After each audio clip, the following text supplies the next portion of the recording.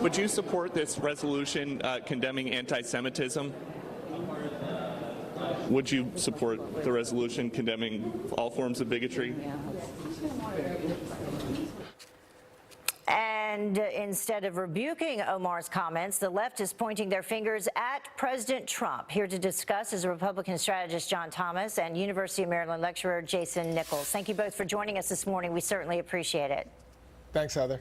So let's actually bring up that quote right away as we begin, where they're pointing the fingers at President Trump. And this is from Hakeem Jeffries, Representative Hakeem Jeffries, who's the chair, of course, of the House Democratic Caucus. He says, we're committed to decisively condemning anti-Semitism, racism, white supremacy, Islamophobia, homophobia, and the rise in hate that has taken place in this country, perhaps coincidentally, over the last 2 years since January of 2017.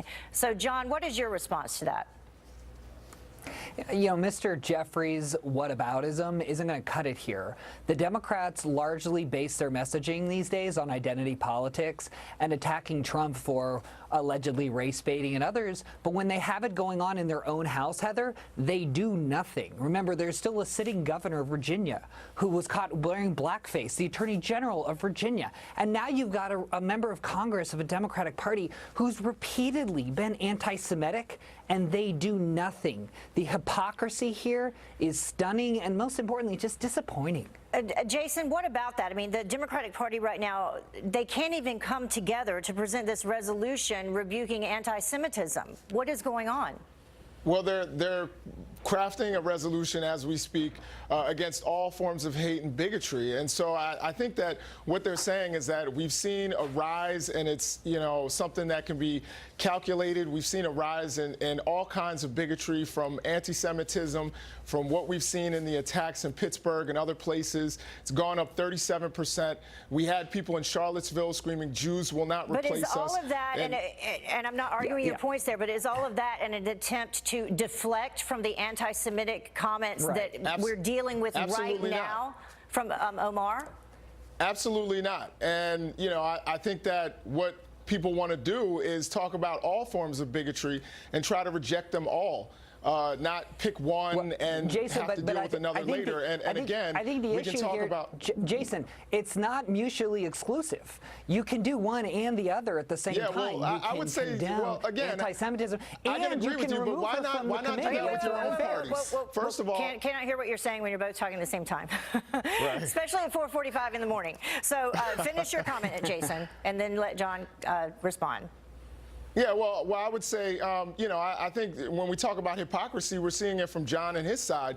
Why don't they condemn the president when he calls Haiti and African countries crap hole countries, or a word that I can't even say, even at this hour when the FCC is asleep? Why can't they condemn Charlottesville?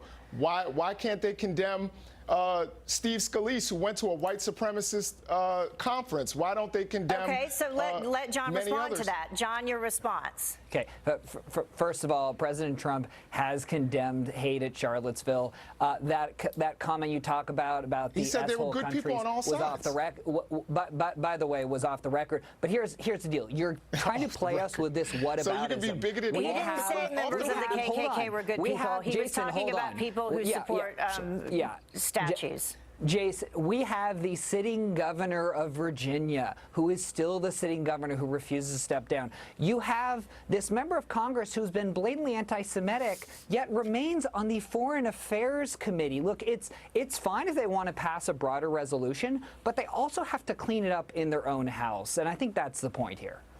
All right. Well, we are out of time, but I will say maybe we made our own point, because we definitely deflected from Omar herself and the statements that she's made.